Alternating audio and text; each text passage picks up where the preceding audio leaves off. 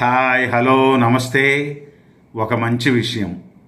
జననానికి మరణానికి ఒక సమయం ఉన్నట్లే మన జీవితంలో జరిగే ప్రతి దానికి ఒక సమయం రాసి ఉంటుంది. అది రానిదే మనం ఎంత ఆరాటపడినా ప్రయోజనం ఉండదు. కోరికలైనా వరాలైనా అంతే. టైం రావాలి మిత్రమా. కర్మఫలం అంటే ఏదో దివి నుంచి భూకి దిగిరాదు. మనం మంచి చేస్తే మంచి, చెడు చేస్తే చెడు, ఏదైనా సరే మళ్ళీ మనకు చేరేదే కర్మఫలం. ఉదాహరణకి మనం ఒక ఫంక్షన్కి వెళ్ళామనుకో, అక్కడ మనం వారికి ఒక గిఫ్ట్ ఇస్తాం. ఇవ్వకుండా భోంచేసి రాం కదా. అలాగే మనం చేసే ఫంక్షన్కి వాళ్ళు వచ్చారంటే ఏదో రిటర్న్ గిఫ్ట్ ఇస్తారు కదా. అదే కర్మఫలం అంటే. ఒకసారి నేను శివాజీ గణేషన్ తమిళ్ డైలాగ్ పెద్దది చెప్పేందుకు చాలా భయపడ్డా. కానీ ఒకసారి ట్రై చేద్దామని ట్రై చేశా. అందరూ చాలా మెచ్చుకున్నారు.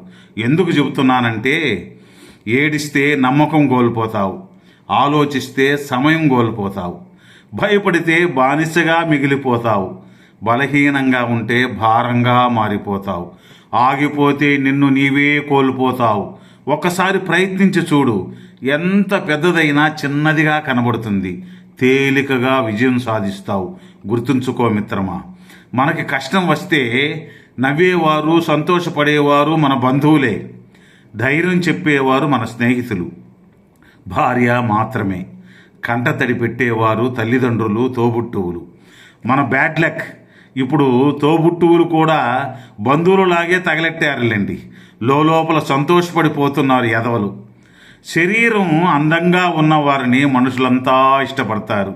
కానీ మనసు అందంగా ఉన్నవారిని దేవుడు తప్పకుండా ఇష్టపడతాడు. మా నాన్న ఒక మాట చెబుతుండేవాడు. ఆపదలో ఉన్నవారికి నువ్వు చెయ్యందిస్తే, నువ్వు ఆపదలో ఉన్నప్పుడు ఏదో ఒక రూపంలో ఆ దేవుడు నీకు చెయ్యందిస్తాడని.